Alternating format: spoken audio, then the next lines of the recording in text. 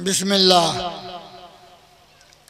शुरू करता हूँ अल्लाह के नाम से जो बड़ा मेहरबान निहायत रहम वाला है, और दरूद व सलाम हो प्यारे रसूल जनाब मोहम्मद रसूलुल्लाह सल्लल्लाहु अलैहि वसल्लम पर। इस दफ़ा मदरसा अजबरुल उलूम में बाज़ दोस्तों अजीज़ों की ख्वाहिश और तलब पर ये फैसला लिया गया कि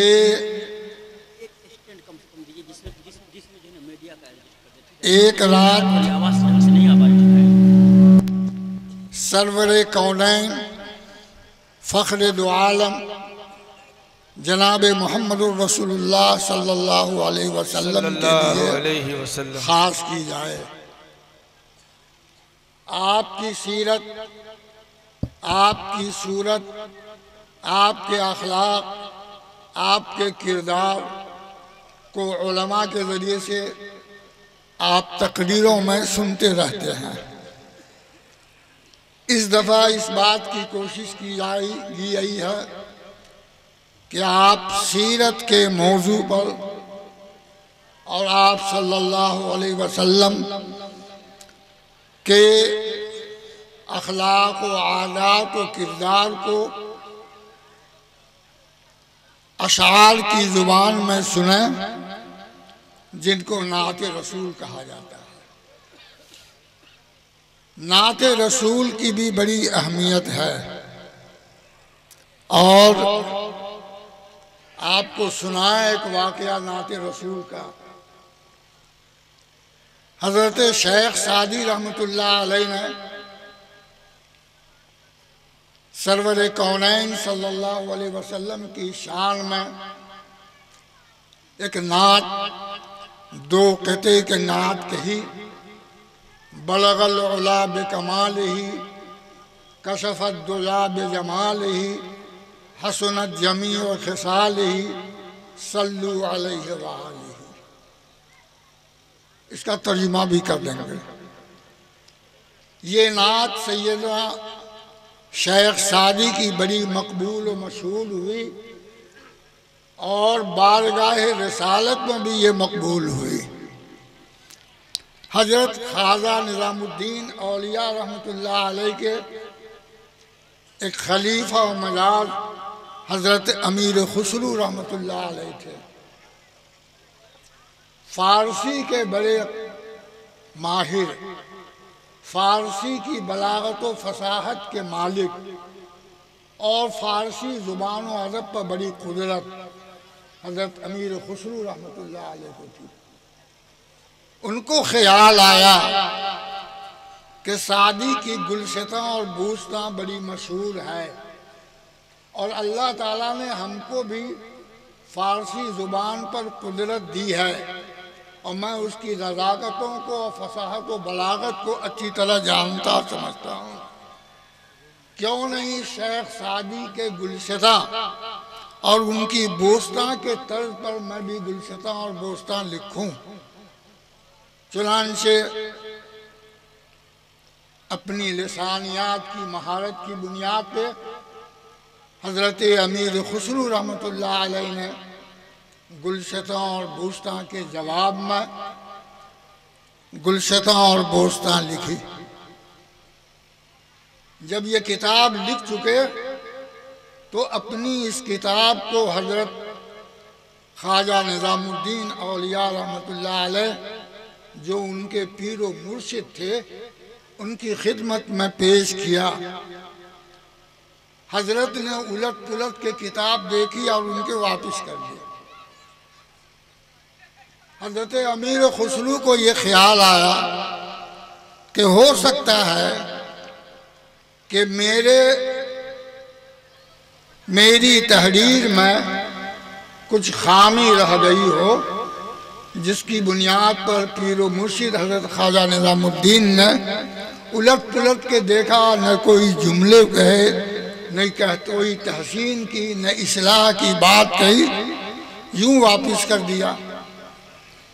फिर नजर सानी की और जहाँ जहाँ इस्लाह की ज़रूरत थी हजरत अमीर खुसरू ने गुलशता और बूस्ता में उसकी इस्लाह और तरमीम की, फिर अपने मुर्शिद की खिदमत में पेश किया। हजरत ने फिर उलट पुलट कर देखा, वापस कर दिया। फिर इन्होंने तीसरी नजर डाली कि अपनी इस किताब को फिर देखें कि कहाँ पर कोई नक्स कोई खामी रह गई है, तो उस नक्स और खामी को हम दूर करें। उसकी इस्लाह और तरमीम के बाद हजरत ख्वाजा निज़ामुद्दीन औलिया रहमतुल्लाह अलैह की खिदमत में अपनी किताब पेश की। हजरत ख्वाजा निज़ामुद्दीन औलिया रहमतुल्लाह अलैह जो अपने वक्त के बड़े पाए के बुजुर्ग थे, उन्होंने समझा कि खुसरू ने मेरी बात समझी नहीं। मैं उनकी किताब को वापस करता रहा और मैंने कोई राय अपनी नहीं दी। खुसरू को समझना चाहिए था, लेकिन खुसरू ने समझा नहीं।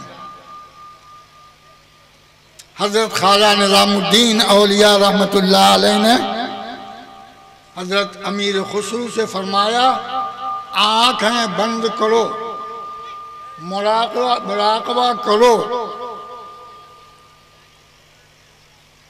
हजरत ख्वाजा निज़ामुद्दीन रहमतुल्लाह अलैह के हुक्म पर उन्होंने मुराक़बा किया, सर झुकाया तो देखा कि नबी पाक सल्लल्लाहु अलैहि वसल्लम की मजलिस लगी हुई है और तमाम सहाबे कराम जलवा फरोज हैं और आपकी कुर्सी के बगल में हजरत शेख सादी रहमतुल्लाह अलैह खड़े हैं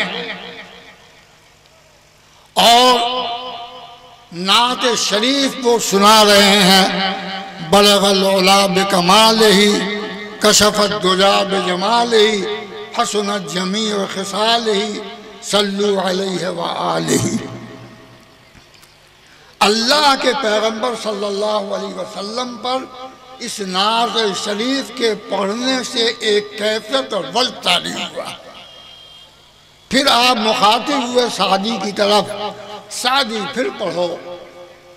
हजरत शेख सादी ने इस नात को फिर दोहराया, बलगल उला बिकमालिही कशफत दुजा बिजमालिही हसनत जमी व खिसालिही सल्लु अलैहि व आलिही।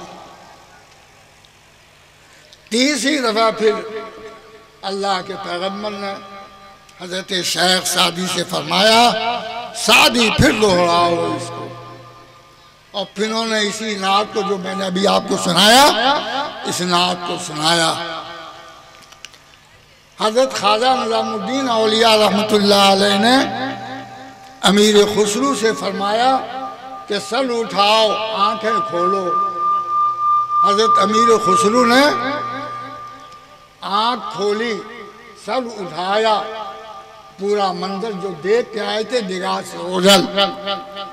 आपने इरशाद फरमाया, हजरत ख्वाजा निज़ामुद्दीन ने फरमाया, ए खुसरू, तुम अंदाजा लगाया कि अल्लाह के पैगंबर को सादी की ये नात कितनी पसंद और उनको कितनी कद्र और मोहब्बत की निगाह से देखते हैं कि सैयदना शेख सादी इस नात को पढ़ते हैं और आप पर उसकी एक कैफियत तारी होती है और आप फरमाते हैं कि सादी फिर पढ़ो। जिस जज्बे और जिस शौक के साथ सादी ने ये नात सुनाई है, वो जज्बा वो हौसला तुमको कहाँ है कि तुम ये नात तुम सादी के गुलशता और बूस्ता के मुकाबले में कोई किताब लिख सकते हो। इस किताब को दरिया बुर्द कर दो, सादी के गुलशता और बूस्ता को ना। मेरे भाइयों, ये है नाज शरीफ का मकाम। और मैं एक बात और सुनाता हूँ, तकरीर तो करेंगे ये नाज तो ये हजरात सुनाएंगे।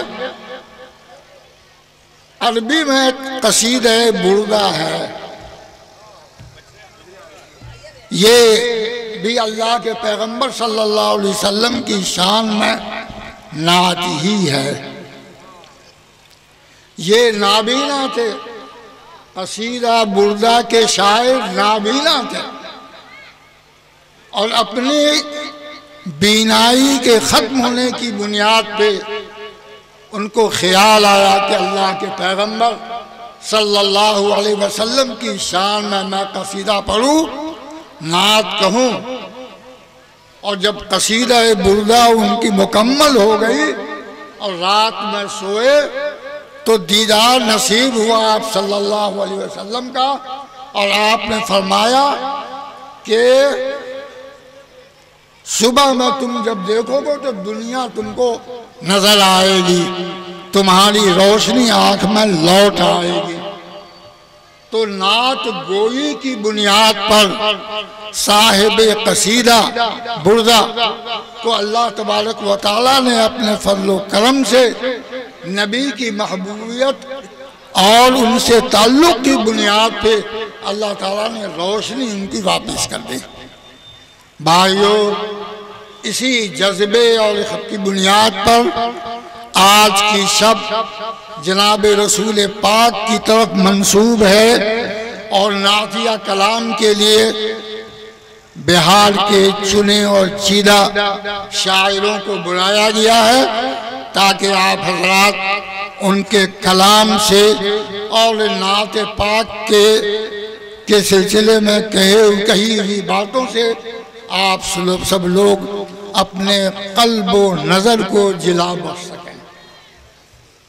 इसलिए ये बड़े अदब व एहतराम की मजलिस है, ये कोई सियासी मजलिस नहीं है, ये आम तरीके की मजलिस नहीं है। इस मजलिस की निस्बत जनाब रसूल पाक सल्लल्लाहु अलैहि वसल्लम की तरफ है। इसलिए जज्बे मोहब्बत और वफूर शौक के साथ आप बैठें, समाअत फरमाएं और जब जब शायर हजरात आपको सुभान अल्लाह कहने के लिए कहें तो आप दिल से सुभान अल्लाह कहिएगा। जब आपको कहें कि दरूद शरीफ पढ़ो यानी सल्लल्लाहु अलैहि वसल्लम तो आपको सल्लल्लाहु अलैहि वसल्लम पढ़ना। मैं सदर इजलास होने की हैसियत से ज्यादा देर तक मैं स्टेज पर नहीं रह सकता, 80 साल का बूढ़ा हूँ, इसलिए मैंने इफ्तिताही तौर पर चंद कलिमात आपके सामने अर्ज किए। मैं इस नातिया मुशायरे के बानी, इस नातिया मुशायरे के का दिल में शौक पैदा होने वाला जो नौजवान है उसको आपके सामने खड़ा करता हूँ। ये दानिश अब्दुल्ला साहब खड़े हुए। मुनासिब तो ये था कि इस नौजवान के सर पर टोपी भी होती, इसलिए कि ये नातिया मुशायरा बुलाया था। सरकार की शान में एजाज और इज्जत का तकाजा यही है कि सर पर टोपी हो। यही जनाब दानिश अब्दुल्ला साहब हैं जो आज की इस मजलिस के रूह रवा हैं और इस मजलिस के तलब करने वाले और इस मजलिस के दाई हैं। आप तमाम हजरात से गुजारिश है इस जवान के लिए दुआ करते रहेंगे कि अल्लाह ताला इनकी जवानी को सलामत रखे। कहिए आमीन। अल्लाह ताला इनसे ऐसे ही नेक काम लेता रहे और अल्लाह ताला दीन का काम, समाज का काम, इस्लाह का काम, भलाई का काम, खिदमत का काम अल्लाह तबारक व तआला इस नौजवान से लेता रहे। यही मेरी दुआ है और आप हजरात से यही मेरी दरख्वास्त है। आप लोग दुआ करेंगे। वसल्लल्लाहु अला खैर खल्क़ि मुहम्मदिन व आलिहि व अस्हाबिहि अजमईन बिरहमतिक या अरहमर राहिमीन। माशाअल्लाह, जज़ाकल्लाह। हज़रात गिरामी, अभी आपने नाते रसूल की फजीलत और इसकी इफादियत इसकी किताबत, इसकी लताफत, इसकी नज़ाकत, इसकी जसारत, इसकी विकालत और इनके तमाम उन्वान के सिलसिले में मुख्तसर और जामे कलाम से हमारे और आपके दिल को रोशन फरमाने वाली शख्सियत कोई और नहीं, ये वो शख्सियत हैं जिन्होंने all India Muslim Personal law जैसे बोर्ड और तंजीम के लिए सरकर्दगी के साथ, सरगर्मी के साथ अपने जवानी का पूरा खून लगाया और मुस्लिम पर्सनल लॉ बोर्ड जैसा मजबूत प्लेटफार्म दिया। ये वो शख्सियत हैं जिन्होंने तकरीबन 40 साल तक जामिया रहमानी खानका रहमानी के अंदर दरसे हदीस दिया।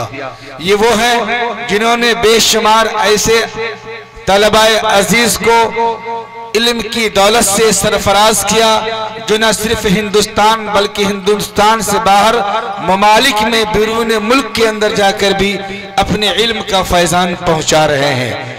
हजरतुल उस्ताद शमसुल उलमा बहरुल उलूम हजरत मौलाना सगीर अहमद साहब रहमानी रुकन तासीसी All India Muslim Personal Law Board साबिक उस्ताद हदीस जामिया रहमानी खानका रहमानी मुंगेर की इजाजत के बाद इस जलसे को सनद मिल जाती है कि सुन्नते नबवी सल्लल्लाहु अलैहि वसल्लम का जिक्र जहां नज़्म में किया जाता है, जहां नस्र में किया जाता है, वहीं आज की रात को तारीख साज बनाते हुए एक ऐसी रात बनाई जाए जिला सुपौल के लिए, खुसूसन कोसी कमिश्नरी के लिए मैं ये कह सकता हूं और सूबा बिहार के लिए ये रात एक मुमताज दर्जा रखती है।